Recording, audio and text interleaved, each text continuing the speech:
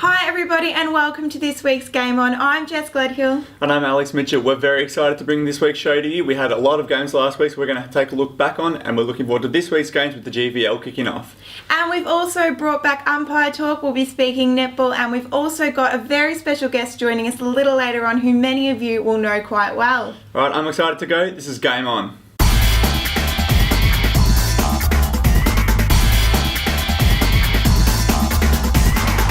So let's get straight into it, shall we, Alex? We'll start off with the Murray Football League, which kicked off this weekend. Echuca United hosting Tongaila at Echuca South Recreation Reserve. Echuca United coming away with that win by 3 goals there. I was actually at this game and it was amazing to see all the hype and anticipation behind these two clubs building into the season finally come off. Yeah, look, Tongaila especially really impressed me. I mean, we know they're a very young side who are looking to improve after, a bad season last year. And look, they had a really slow out of the blocks, pretty slow start, and then they got absolutely revved up by Trav Edwards at quarter time, and they did respond with a big second half. So if they can bring that second half form throughout whole games, I mean, they're going to be a competitive side this year. Yeah, speaking to Trav, and he said, it was almost like watching finals footy, which is great to see from two clubs coming off a not great season. I think both the coaches were very proud of what they saw out there for those guys, and if Echuca United can play like they did towards the end of the last quarter for a full 4 quarters this week, Moama has a lot to be worried about. A standout player for me in that game was Zach Myercheck in the midfield there. He's a player I've never seen, and a lot have never seen, because he's come all the way from the Tasmanian League, but he was absolutely dominant in that midfield. He really was able to find space, and I think he's got a lot of footy smarts, so one to watch out for there. In our other games this week, Moama took on Rumballara. Another great win there for the black and white. Yeah, we knew it was going to be a tricky game for Moama, and in round 1 to be going to Rumballara is not an easy fixture. And look, they were really impressed. That's a really impressive performance. They were up by 5 or 6 goals at 3/4 time. Took their foot off the gas a little bit, but look, that's a really impressive win in round 1. Yeah, I think it was really a game that should have been put to bed in the 3rd quarter, but to Rumballara's credit, they came back kicking 5-1. That's something they will have to work out though in the future, how to just stop that swing of momentum, and that's something that Mark Lloyd said they will be looking at. Pass it over to you now, Alex, to wrap up all the other games from the weekend. Rightio, in the Heathcote and District League, we had LBU and Mount Pleasant. A 42-point loss for LBU. They were right with them for the first 3 quarters of the game before they fell apart in the last. But look, LBU coming off a wooden spoon season, that's a pretty encouraging result in round 1. Yeah, and I spoke to Peter Gibbs and he said, credit to the boys, there was signs of greatness there, and they really did stick right up with them for 3 quarters. So it's just a matter of bringing together that 4-quarter performance. And Gibbsy did say, he's not too worried about other teams. He's more focusing on seeing improvement week after week for these guys, and eventually the wins will come. Yeah, but he was also saying that he's not taking this as a moral victory. They want to be winning games this year. So look, that, as you said, they'll be looking to run out games a lot better than that in the future. Okay, we also had Leachy-Gunny and Goulburn, a 48-point win for Leachy-Gunny, and as we said last week, they're an absolutely quality outfit. 2 times in a row they've been to the grand final, and that's just a brilliant performance in round 1, which is showing that class. Matthew Perry, 5 goals for Leachy-Gunny. Goulburn, not all negative for them. We know they've got a lot of injuries, so they're going to get a lot better when they get a few more of those troops back. And then we had Picola United and Mathaura. No rust this week for Picola. We said they looked a little scrappy in round 1, but a 91-point win this week. Yeah, and I was speaking to John Barco and he said they're still working on building up those combinations. And I tell you what, if that's not the best we've seen from Picola United yet, I'm very excited to see what this team has to bring this season. And it wouldn't surprise me if we don't see them, let alone in finals, but a grand final this year. Yeah, and on the Mathaura side of things, Phil Hazelman was very disappointed. I was speaking with him and he was a little bit embarrassed, I would say. They really let themselves down with that kicking and their execution. So, look, we'll hope for a better performance from Mathaura in the future. Well, that brings us to the end of this week's game. We'll go to a quick break now, and when we come back, we have our special guest, Cameron Farah, better known as Squeak, coming in to join us to speak about the games this weekend. Welcome back. I'm joined here with Cameron Farah, better known as Squeak. Cam, thanks for being with us this week. Yeah. Too easy. Well, let's get into this week's games of footy. We'll start with the Murray Football League. Moama taking on Echuca United at home, going for the 3 Jacks trophy as well. So I've already given a bit of my thoughts on this game, but Alex, how do you see it playing out? Look, I really like what Moama brought last week in a tough clash away at Rumballara. They're up by 6 goals at 3/4 time, slipped away a little bit in the last, but that's still a pretty impressive performance.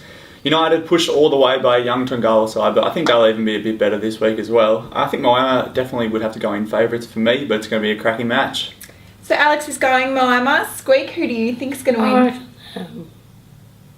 United will chance. No bias there at all? No, not that much, but I reckon 100 points. 100 points, right. You've heard it here. Squeak thinks United's going to come over by 100 points. Also in the Murray League, Tongala is taking on Nathalia at home.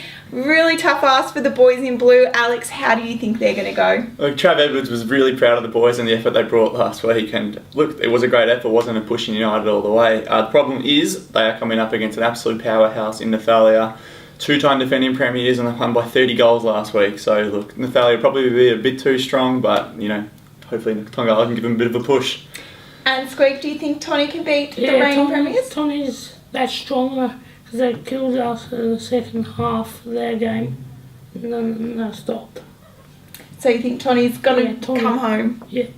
Awesome. And our GVL is starting back this week. Very exciting. Alex, you got the chance to catch up with Andrew Briggs. What did he have to say? Look, he's pretty unsure about what to expect. Obviously, lots of changes for Euroa. And look, we started by asking him how he was going to plan to deal with that new look Euroa side. Look, it's hard to plan for a team you haven't really seen play, and with the number of changes they've got in the team. So it's going to be a bit of analysis on the day as well. We expect they'll be pretty good around the ball. And they're going to be good forward and back too. So our 21 guys are going to play on the weekend. We just need to make sure we're playing good, consistent football, 4 quarters, and that's what's going to, eventually get the points. Pre-season program's a little bit different, I guess, to the normal season. Trying out a few things, rotations, players in different spots, young guys. The pre-season's done, and we're just ready to get into the season proper. Well, you've just heard Andrew Briggs there giving his thoughts. Squeak, after that, who do you think's going to take it out? Chuka or Euroa? Euroa? Yeah. Awesome. Other games this week, we've got LBU taking on Elmore at home, which will no doubt be an exciting one to watch. The Cats will be looking to put their first win on the board, as will Elmore. Alex, how do you see the game playing out? Look, it was a tough round one for Elmore, and look, you'd have to be picking LBU, I think, who were a bit more competitive than they had been last week. So I think for me, LBU should get the points. And Squeak, LBU or Elmore? Elmore. No, he's gone the Bloods. So Leachfield Gunbayer has the bye this week. And in the Picola League, Mathaura takes on Blighty away. Another big ask for Mathaura there. Wasn't the best results from the weekend against Picola. But Alex, is there any hope there?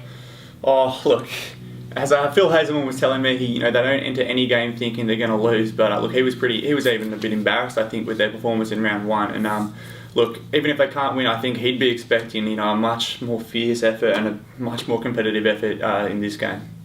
No worries. Well, that's all coming up this weekend. So, Squeak, thank you once again for joining us. Before we move on to discussing all the netball for the weekend, we've got our Rochester Echuca Football Umpires Association back with us. This week we chatted with Gary Langdon from Rochester Echuca Football Umpires Group about something we saw in the under-14s where a player was yellow carded. So we brought him on to just explain the card system a little more so that you at home know what to expect. We deem an offence to be reportable. We use the yellow card. We issue that to the player. They then need to remain off the ground for 20 minutes. And after that time, with the yellow card, that player can then come back on or be replaced. In the case of a red card, that player, it needs to be a serious offence, whether it be assault against another player or whether it be manhandling an umpire, something of a very serious nature. We then issue them with a red card. They then cannot return for the duration of the game, and if they're issued a red card, they then need to front the tribunal. With the yellow card, they can take a set penalty. So there are two differences between the red and yellow. Is the tribunal appearance is a given for the red card, and and for the yellow card, we can take a set penalty. Thanks for that, Gary. We'll now get straight into our netball, with starting again with the Murray Football League. Echuca United taking on Tongala. Tongala coming away with that win by 2 goals. Alex, did you hear much about that game? Well, we spoke with Alicia White, and look, she was really impressed with that win, but I think both coaches were probably a little let down by how scrappy the contest was, but that's round 1 netball, and every team's going to improve from that. Yeah, it wasn't the prettiest of games out there, but to the team's credit, they were both a little undermanned in the goal circle, and they definitely stepped it up in their defensive ends of the court to see that happening. There was just a lot of confusion, I guess, in that mid-court and bringing it down into goals, and once it got there, I think both teams didn't quite have the goaling power that they usually would just to add those scores. 24-26, it's sort of a score you're expecting at half-time from A grade. Yeah, that's right. And look, I was speaking with Alicia, as I said, and she's confident they're going to improve a bit on that. They've got a couple of those goalers back this week, so look for some improvement. We move across to Rumballowa and Moama. What an incredible result. That's the reigning grand finalists going down by 70 goals in round 1. Yeah, 71 goals is not what Rumballowa would be hoping for, but hey, great start for Moama for the season. But Charlotte Long was saying, you know, she's not going to judge the rest of the season on this one game. Rumballowa, a very different team to what they were last year, and she's expecting another tough contest this weekend against Echuca United, that's for sure. Yeah, but they put the competition on notice in round 1, haven't they? That's going to be, look, a side to watch absolutely right through the season. Yeah, and then Echuca finally back on the scene this week, taking on Euroa. You had a chat with Casey Frame, I believe. Yeah, Casey very excited, as every coach is, for the season to kick off. I think she's really expecting maybe not a friendly contest, but they've got a great respect for Euroa. We started by asking Casey what she made of Euroa as an opponent. So Euroa, we've got a lot of respect for, and we really enjoy playing against Euroa. Like, they're really pleasant and just nice girls on the court. It's always done really good sportsmanship. So expecting another similar game like that. Last game we played them, we got knocked out of the finals. So I would love to rectify that this week, given that was the last game we finished on. But I mean, it's the first game. Like, we're a different team, they'll be a different team, and I think we just want to start the year on a positive, and that's probably the biggest priority. And if we start the year on a positive with a win, it'll get a bit of a monkey off our back. Thank you, Casey, for your thoughts there. Well, that brings us to the end of this week's show. Thanks again for watching us, and be sure to grab your Riverine Herald on Monday for a full 12-page lift, and be sure to check in next week at the same place, riverineherald.com.au, for the next episode of Game On. We'll leave you with some stunning photos from the Rivs photographer Luke Heemer.